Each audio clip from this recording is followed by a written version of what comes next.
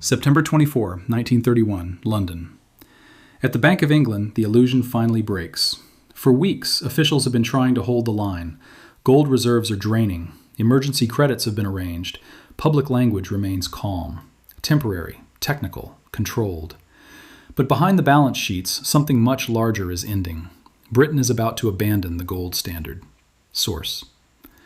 Most people think currency collapse begins with panic. A bad headline, a market attack, a single day when confidence suddenly disappears. That is almost never how it happens. By the time a great power's money visibly cracks, the real warning has usually been there for years, sometimes for decades. The public sees the collapse at the end. The empire lives through the warning long before that. And the warning is usually the same. Debt stops funding growth and starts funding survival. That is the line to remember. Debt is no longer being used to build the future. It is being used to hold the present together. This is where everything changes. A state begins borrowing not to expand real strength, but to preserve old promises. To maintain military reach, it can no longer finance honestly. To protect living standards, it no longer produces. To defend financial prestige after the economy underneath that prestige has already started to weaken. At first, this looks manageable. Great powers can borrow. Great powers can refinance. Great powers can postpone. Their currencies survive longer than weaker states because the world still needs them. Their bond markets still function. Their officials still sound calm. But here is the uncomfortable truth. Currency collapse is rarely the first failure. It is usually the final confession. Before the money breaks, the system has already changed. Debt has already moved from growth to survival. The state is no longer borrowing to become stronger. It is borrowing to avoid admitting weakness. And this is the part most people miss. Empires rarely think they are in decline when this warning first appears. They think they are in a difficult phase, a temporary strain, a policy challenge, a cycle, a slowdown, a storm to manage. That is what makes the pattern so dangerous. The warning arrives in numbers, but the real failure is political. A debt problem becomes a currency problem when a government can no longer restore balance without breaking the arrangements that keep it in power. That is the mechanism. And once you see the mechanism, history starts to look less like a series of accidents and more like a sequence. First, a state grows powerful enough to borrow on reputation. Then, its obligations rise faster than its real capacity. Then, debt fills the gap. Then, reform becomes politically unbearable. Then, money is asked to carry what politics no longer can. Different centuries use different tools. Ancient empires debased coins. Modern states use inflation, repression, devaluation, negative real yields, and central bank support. But the logic is the same. When debt becomes a bridge between political impossibility and monetary illusion, the warning has already arrived. In simpler terms, once borrowing is being used to buy time instead of build strength, the currency is in danger later, even if it still looks stable today. That is the core idea of this entire film. And we are going to prove it. Because Rome saw it, Spain saw it, Britain saw it. And the deeper question now is whether the United States is hearing the same warning in a more sophisticated language. To understand that, you have to start with a simple distinction. States can survive high debt for long periods when debt still points toward expansion, when growth is strong enough to outrun obligations, when the tax base is broad enough to mobilize real resources, when creditors still believe the government will choose painful reform before it chooses monetary escape. But when those conditions weaken, debt changes character. Debt starts as a claim on future production. It ends as a claim on future credibility. That sounds abstract. Here is the simple version. At first, a country borrows because tomorrow will be bigger than today. Later, it borrows because tomorrow must somehow be made to look manageable. That is not the same thing. That is the shift from growth to survival. And that shift is the warning. Now go back to Rome. The popular image of Roman collapse is military. Frontier pressure, civil war, barbarian invasions, emperors rising and falling. But under all of that sat a fiscal machine under constant strain. During the Republic, conquest had been profitable. Expansion brought plunder, tribute, land, and taxes. Empire could look self-financing because the frontier was still paying for the center. That did not last.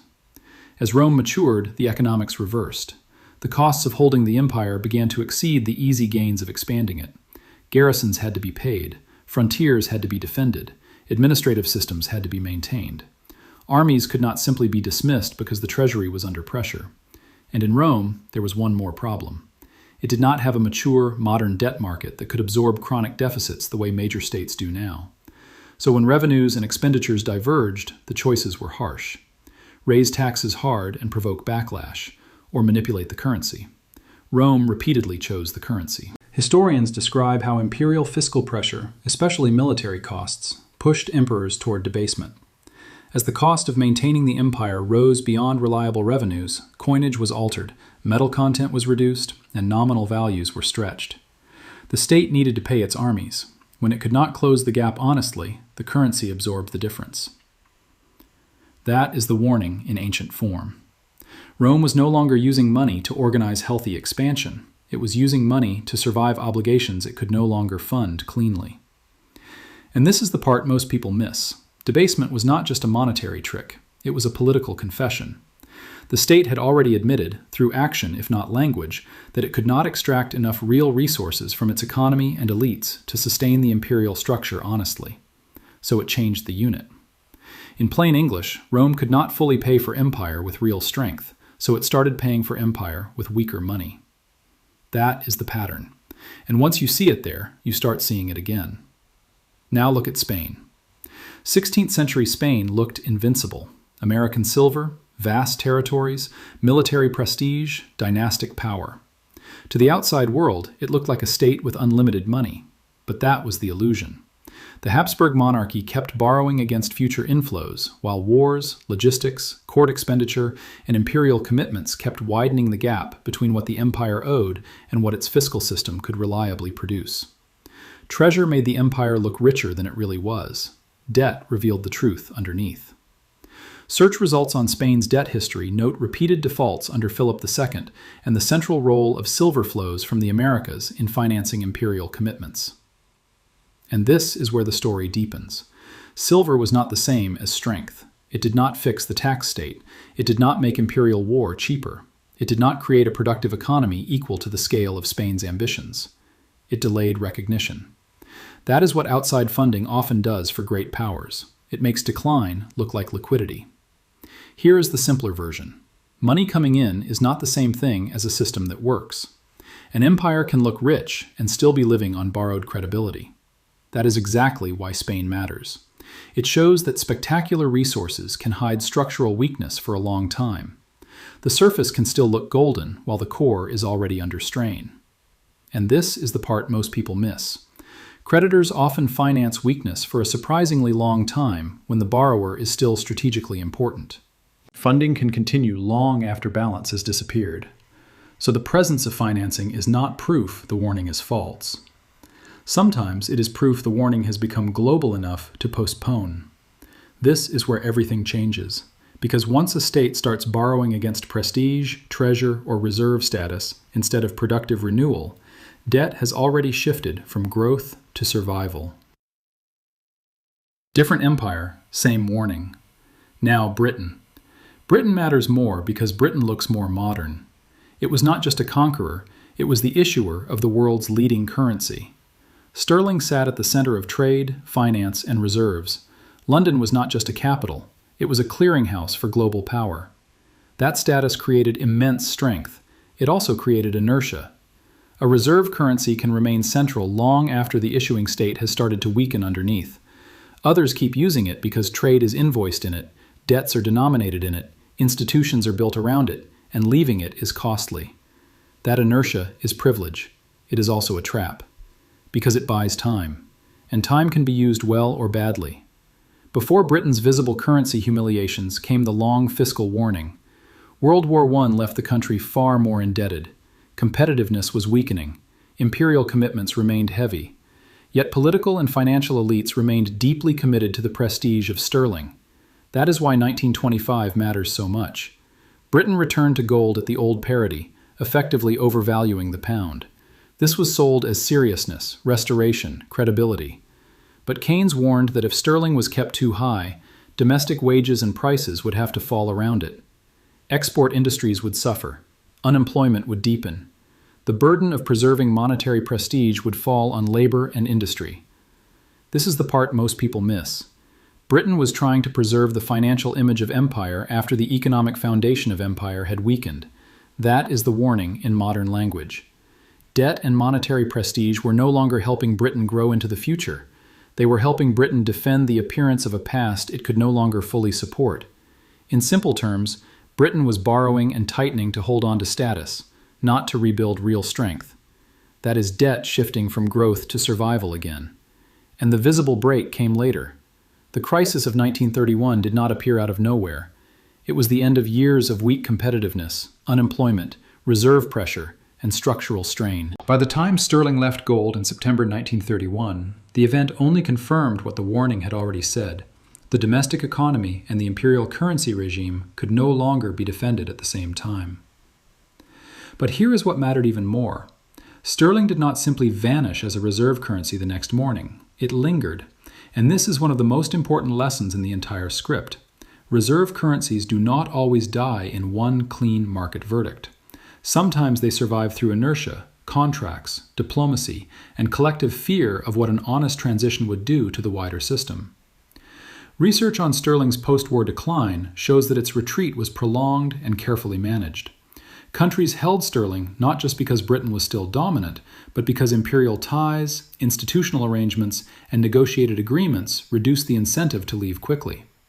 In other words, reserve currency status can outlive underlying strength for years.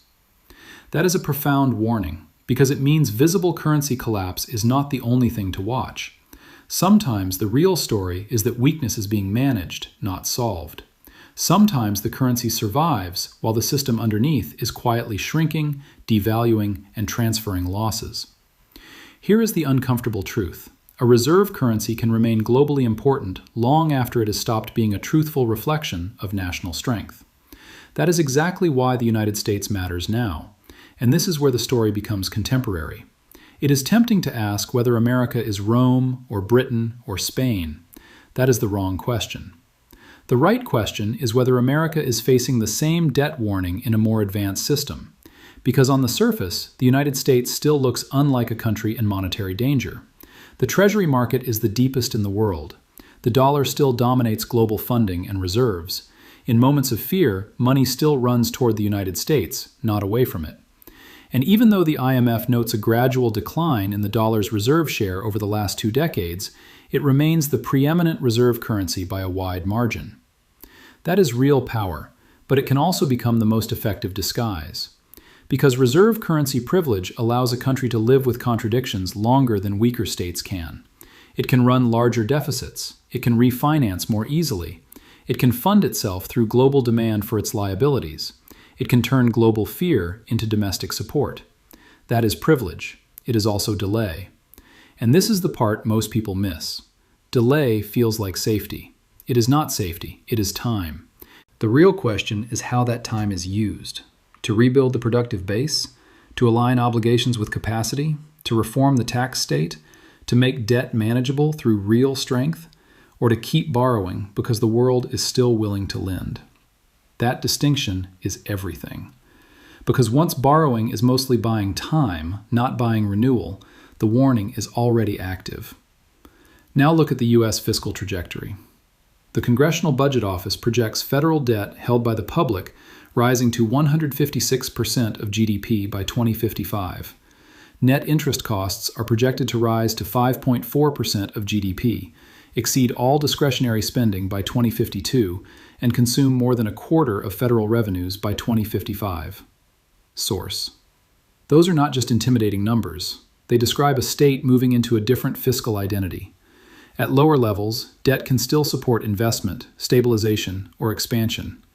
At higher levels, especially when interest costs crowd out other priorities, debt starts becoming a permanent management problem. Here is the simple version.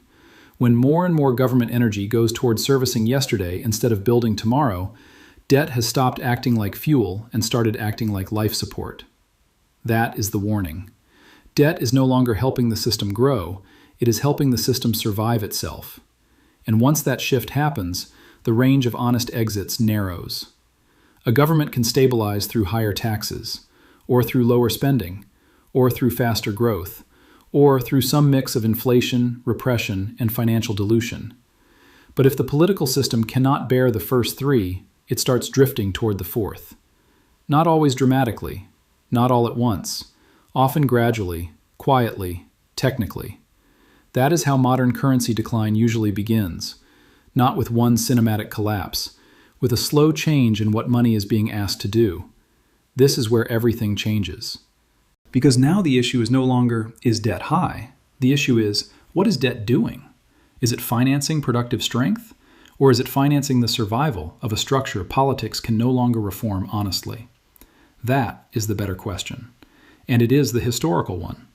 Rome could not or would not extract enough revenue honestly from elites and territories, so coinage was manipulated.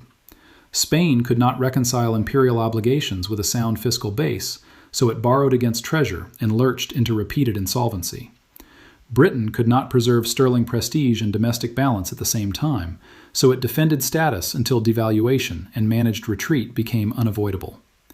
The United States is not identical to any of them, but the warning is recognizable. A great power with rising debt, a political system that resists honest adjustment, a currency whose global role delays the full verdict, an elite culture that mistakes continued funding for continued strength, a widening gap between commitments and clean fiscal capacity. That is the pattern. And now the real-world stakes become personal. Because when a state starts leaning on the monetary system to solve what politics cannot solve, you feel it long before economists agree on the name. You feel it in inflation, in the quiet decay of purchasing power, in savings that earn less than prices rise, in assets becoming expensive faster than wages rise, in the sense that money still works officially, but works less honestly in your own life. That is why this story matters to ordinary people. Currency decline is not just about exchange rates. It is about what your money can still do. Can your savings still protect time already worked? Can your wages still buy the same standard of life? Can you defer consumption without being punished for it? Can a lifetime of disciplined effort still survive the policy choices of an overburdened state? Those are not side questions. Those are the real questions. And this is the part most people miss. By the time collapse becomes a popular debate, the daily damage has often already begun. The currency may still dominate globally. The bond market may still function. The financial press may still call the system resilient.